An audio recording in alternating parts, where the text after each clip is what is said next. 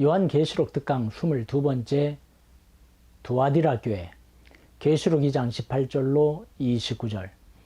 두아디라 교회 사자에게 편지하라. 그 눈이 불꽃 같고 그 발이 빛난 주석과 같은 하나님의 아들이 이르시되 내가 내 사업과 사랑과 믿음과 성김과 인내를 아노니 내 나중 행위가 처음 것보다 많도다. 그러나 내게 책망할 일이 있노라. 자칭 선지자라 하는 여자 이세벨을 내가 용납함이니 그가 내 종들을 가리켜 꾀어 행음하게 하고 우상 제물을 먹게 하는도다. 또 내가 그에게 회개할 기회를 주었으되 자기의 음행을 회개하고자 아니하는도다. 볼지어다 내가 그를 침상에 던질 터이요 또 그와 더불어 간음하는 자들도 만일 그의 행위를 회개하지 아니하면 큰 환난 가운데 던지고 또 내가 사망으로 그의 자녀를 죽이리니 모든 교회가 나는 사람의 뜻과 마음을 살피는 자인 줄 알지라. 내가 너희 각 사람의 행위대로 갚아주리라. 두아디라에 남아있어 이 교훈을 받지 아니하고 소위 사탄의 깊은 것을 알지 못하는 너희에게 말하노니 다른 짐으로 너희에게 지울 것이 없노라. 다만 너희에게 있는 것을 내가 올 때까지 굳게 잡으라. 이기는 자와 끝까지 내 일을 지키는 그에게 만국을 다스리는 권세를 주리니 그가 철장을 가지고 그들을 다스려 질그릇 깨뜨리는 것과 같이 하리라. 나도 내 아버지께 받은 것이 그러하니라.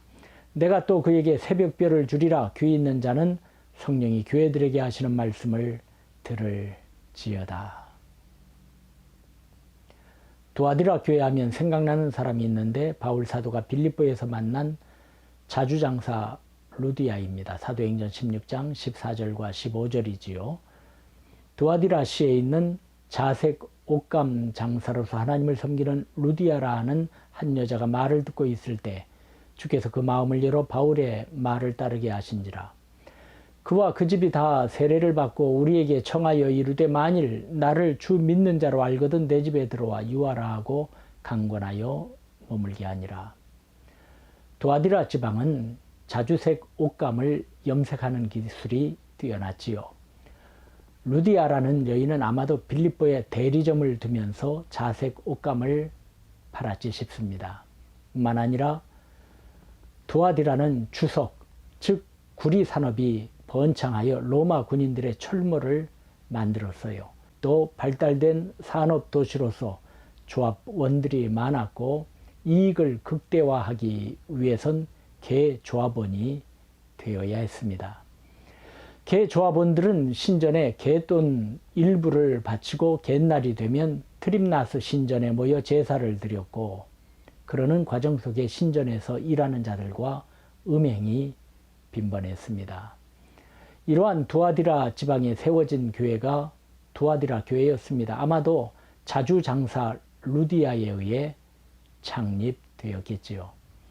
그 교회의 주님은 불꽃 같은 눈과 빛난 주석과 같은 발을 가지신 모습으로 나타나신 것입니다.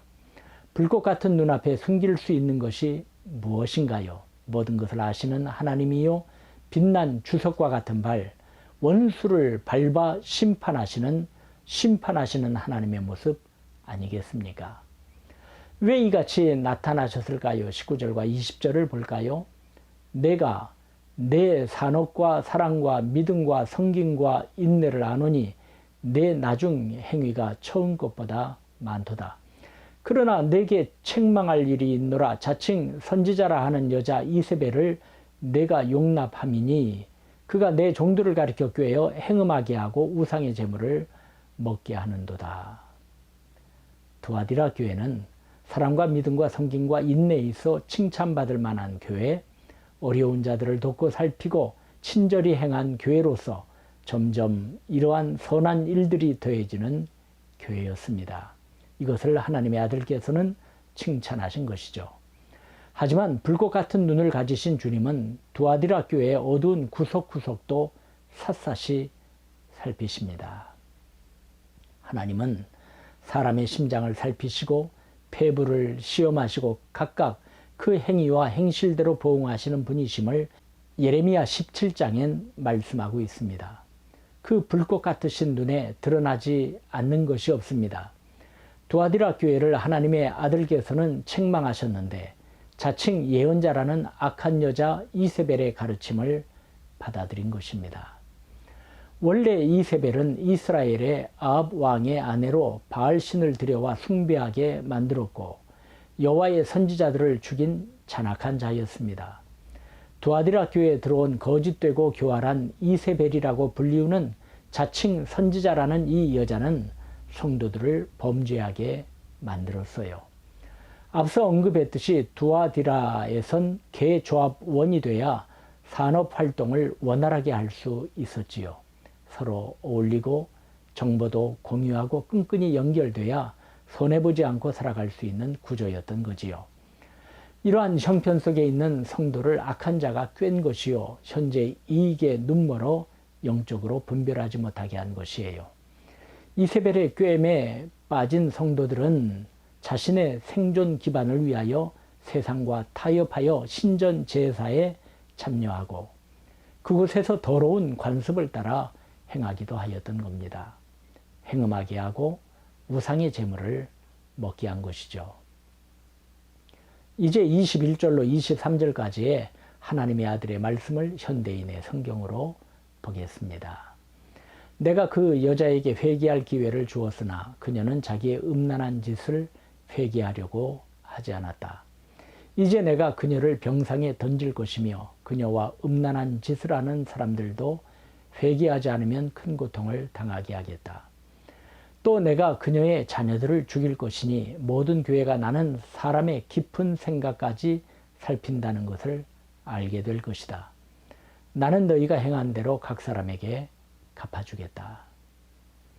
주님께서는 이세벨을 벌하여 심한 고통을 당하게 하시겠다 하시며 그녀의 꿰매에 빠진 자들 역시 회개치 않으면 같은 고통에 던져버리겠다고, 이세벨의 악하고 교활한 교훈에 아주 빠진 자들을 맞아 죽게 하겠다고 하신 것입니다. 그 눈이 불꽃 같고 그 발이 빛난 주석과 같아 악한 것을 심판해 버리시는 하나님의 아들의 말씀이십니다. 하지만 두아디라 교회의 그 어떤 환경 속에서도 신앙의 지조와 정절을 지키는 성도들이 있었지요. 이들에게 우리 주님은 격려하셨습니다. 자칭 선지자라 하는 여자 이세벨의 가르침을 받아들이지 않는 성도들, 사탄의 깊은 흉계에 물들지 않은 두아디라 성도들에게 이제까지와 같이 사랑과 믿음과 섬김과 인내기를 굳건히 꾸준히 걸으라고 하셨어요. 주님 오시는 그날까지 말이에요. 두아디라 교회의 세상 풍파 속에서도 흔들리지 아니하고 하나님께서 주신 그 길을 걷는 자들에게 나라를 다스리는 권세를 주겠다고 약속하셨습니다. 예수님께서 아버지께 받은 그 권세 말입니다. 그리고 새벽별을 주신다고 하셨어요. 새벽별은 우리 주 예수 그리스도이시죠. 즉 예수님과 함께 있을 것을 의미합니다. 만국을 다스리는 권세, 새벽별을 주신다고 하신 것입니다. 이러한 자들은 이기는 자들이요 주님의 기쁨이 되기 때문이지요. 다만 내가 올 때까지 너희 있는 것을 굳게 잡아라. 신앙의 승리자와 끝까지 내 뜻을 행하는 사람에게 모든 나라를 다스리는 권세를 주겠다. 그가 쇠 막대기로 그들을 다스리고 질그릇처럼 그들을 던져 부셔 버릴 것이다. 내가 내 아버지에게 받은 권세도 그와 같은 것이다. 내가 또 그에게 새뼈를 주겠다. 귀 있는 사람은 성령님이 여러 교회에게 하시는 말씀을 들어라. 이제 잠시 말씀을 묵상하시겠습니다.